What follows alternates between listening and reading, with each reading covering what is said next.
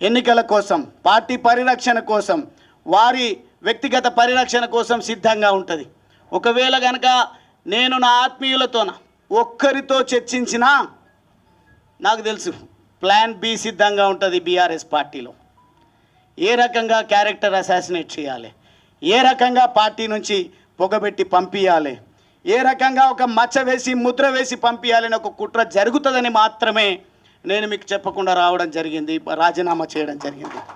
చేరే సందర్భంలో కూడా నిర్ణయం తీసుకున్న తర్వాతనే నా కాంగ్రెస్ వాళ్ళు కూడా అడిగారు, బీజేపీ పార్టీ వాళ్ళు కూడా నా మూమెంట్ చూసిన తర్వాత తమ్ముడు అన్న రండి అని చెప్పేసి అడగడం జరిగింది.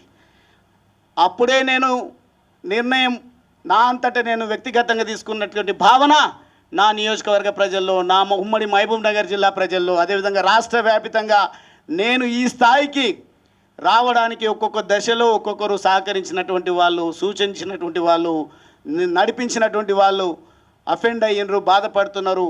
ఇక చేరికనైనా అందరితో చర్చించి తీసుకోవాలనే ఆలోచనతోన రిజిగ్నేషన్ అయిపోయిన తర్వాత నేను అందరితో మాట్లాడడం జరిగింది. నాకు 2 పార్టీలలో కూడా అవకాశం ఉంది, కానీ నేను ఒక కన్ఫ్యూజన్ స్టేట్లో ఉన్నా. కారణం ఏంది అని అంటే, నాకేమో పదవి కొత్త కాదు, వాస్తవంగా చిన్న వయసులో ఆ భగవంతుడి దయ, మా తల్లిదండ్రుల ఆశీర్వాదం, నా ప్రజల దీవెనల వల్ల, అదేవిధంగా నా హార్డ్ వర్క్ వల్ల నేను 2 సార్లు శాసనసభ్యుడిని.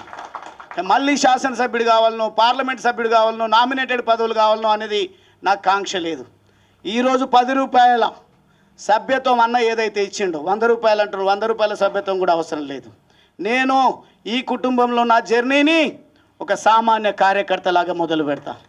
మీరు ఇచ్చేటువంటి ఆలోచన, సలహాలు, సూచనలు తీసుకొని మీరు ఏదైతే దేశ రక్షణ కోసం, తెలంగాణ రాష్ట్రాన్ని కాపాడడం కోసం, అవినీతి రహితమైనటువంటి పాలనను ప్రజలకు అందించాలనే ఒక ఆలోచనతోన మీరు ఏదైతే ప్రయత్నం చేస్తూ ఉన్నారో ఆ ప్రయత్నాన్ని ముందుకు తీసుకుపోయే విధంగా ఒక నిఖార్సైనటువంటి కార్యకర్తగా మీకు అందరికీ కూడా తెలుసు.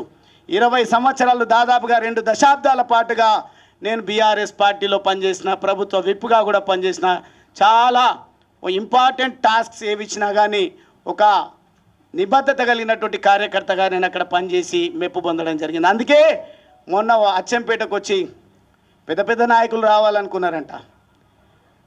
వెళ్ళినట్టయితే ఇడు సామాన్యుడు కాడు, మంచిగా ఉన్నంత వరకు మంచిగా ఉంటాడు. మేమన్నా అనరానిది అంటే ఖచ్చితంగా మమ్మల్ని వేటాడుతాడు, వెంటాడుతాడు అనే భయంతోన పెద్ద లీడర్లమని ఎవరైతే ఉన్నారో వాళ్ళు రాకుండా మా జిల్లాలో ఒక ఆయన పెద్ద నాయకుడు ఉన్నాడు. 2004లో పోటీ చేస్తే 6,000 ఓట్లు ఏమొచ్చినాయి. మీకు ఎన్ని వచ్చినాయి? మొదటిసారి ఫోన్ చేస్తే పోటీ చేసే దాకరన్నా 15,000. ఆయన ఒక రకంగా చెప్తే ఒక బ్యూరోక్రాట్ పదవిలో ఉన్నారు, చైర్మన్గా ఒక డిపార్ట్మెంట్లో పనిచేసిండ్రు. ఈ జాతీయవాదం నచ్చి అక్కడ కోన్ పూస్తా కొల్లాపూర్ అన్నప్పుడు, కొల్లాపూర్ దేశ రక్షణ కావాలని కోరుకుంటుంది కాబట్టి నేను అక్కడ వెళ్ళి పోటీ చేస్తా అంటే వారికి మొదటిసారి 15,000, రెండవసారి కూడా అద్భుతమైనటువంటి 30,000. రాబోయేది ఒక్కొక్క నియోజకవర్గంలో 1,00,000 ఓట్లు రాబోతా ఉన్నాయి. ఆ రోజు 6,000 ఓట్లు వచ్చిన వాళ్ళు 2014లో ఓడిపోయిన ఆయన ప్లానింగ్ బోర్డు వైస్ చైర్మన్ అయ్యిండు. తర్వాత మొదటిసారి గెలిచినప్పుడే మంత్రి అయ్యిండు. దళితుని ముఖ్యమంత్రి చేస్తా అన్నప్పుడు నాకు ఆస్పిరేషన్ లేదు, కానీ తెలంగాణ రాష్ట్ర సాధన ఉద్యమంలో కేసీఆర్ గారు పనిచేసిండ్రు. అన్ని పార్టీలను ఏకం చేసే ప్రయత్నం చేసిండ్రు. ఎవరి వల్ల వచ్చింది, ఏమొచ్చింది, ఒకవేళ చర్చ సమగ్రంగా జరిపితే తప్పకుండా విలువలతో చర్చించుకుందాం. మా వల్లనే తెలంగాణ వచ్చిందంటే తెలంగాణ ఎవరి వల్ల వచ్చిందో చర్చను విస్తృతంగా ప్రజల్లోకి తీసుకువెళ్ళడానికి నేను సిద్ధంగా ఉన్నా. తెలంగాణ రాష్ట్ర సమితిలో చేరిన తర్వాత, నేను ఎమ్మెల్యేగా నాకు అచ్చంపేట నుంచి టికెట్ ప్రకటించిన తర్వాత ఆల్ ఆఫ్ ఎ సడన్ నేను ఏం నేరం చేసినో తెలియదు, నేనేం పాపం చేసినో తెలియదు. అచ్చంపేటలో మొదటిసారిగా నిలబడబోతా ఉన్నాడు ఒక నిఖార్సైన యువకుడు, ఎవరి పొత్తు లేకుండా గెలిచొస్తాడు అని లక్షల సార్లు కేసీఆర్ గారు చెప్పిండ్రు. కానీ రెండు రోజులకే నాకు ఎంపీ టికెట్ ఇచ్చిండ్రు. మరి నేను ఒక్క మాట కూడా మాట్లాడలేదు. కారణం ఏంటంటే ఆశయం ఎమ్మెల్యే కావాలని ఉన్నది ముందు నాకు, ఎందుకంటే political power is master key అని. కానీ వాతావరణం మాత్రం తెలంగాణ రాష్ట్ర ప్రజలు తెలంగాణ రాష్ట్రాన్ని కోరుకుంటున్నారని, తెలంగాణ రాష్ట్రం రావాలంటే పార్లమెంటులో బిల్లు పెట్టాలి, గర్జించాల్సింది పార్లమెంటులో అని నన్ను కొన్ని రెచ్చగొట్టే మాటలా ప్రోత్సహించే మాటలా నాకు తెలియదు, కానీ వాటన్నిటికీ ఏం టెంప్ట్ కాలేదు. నేను ఏ అవకాశం ఇచ్చినా ఇవ్వకపోయినా నేను సిద్ధంగా ఒక కార్యకర్తలాగా తెలంగాణ రాష్ట్ర సాధన కోసం పనిచేస్తా అని చెప్పి నేను ఎంపీగా పోటీ చేస్తే కేసీఆర్ గారు మహబూబ్ నగర్ నుంచి పోటీ చేసిండ్రు. నా దగ్గరికి ఒక్క ఇన్ఛార్జ్ కూడా రాలేదు. నా దగ్గర నాగర్ కర్నూలు పార్లమెంటు పరిధిలో 7 అసెంబ్లీ సెగ్మెంట్స్ ఉంటే ఒక్క సెగ్మెంట్లో కూడా కారు గుర్తు పైన ఎమ్మెల్యే అభ్యర్థిని నిలబెట్టలేదు. కానీ ప్రజల లోపల ఉన్నటువంటి ప్రగాఢమైనటువంటి కోరిక తెలంగాణ రాష్ట్రం రావాలి, ఒక యువకుడు వచ్చిండు, చదువుకున్న యువకుడు వచ్చిండని ఓట్లు వేద్దామని అంటే 3,80,000 పైచిలకు ఓట్లను 2009లో నేను సాధించడం జరిగింది. కొంచెం ఇట్లా ఆర్గనైజ్డ్గా గువ్వల బాలరాజు వస్తున్నాడు అంటేనే ఇక్కడ ఉన్నటువంటి పెద్దలందరూ కూడా వచ్చింది. ఇది మంచి శుభ పరిణామం, పని చేసేటువంటి యువకుడు వచ్చిండు అని చెప్పేసి సంతోషంగా వచ్చింది.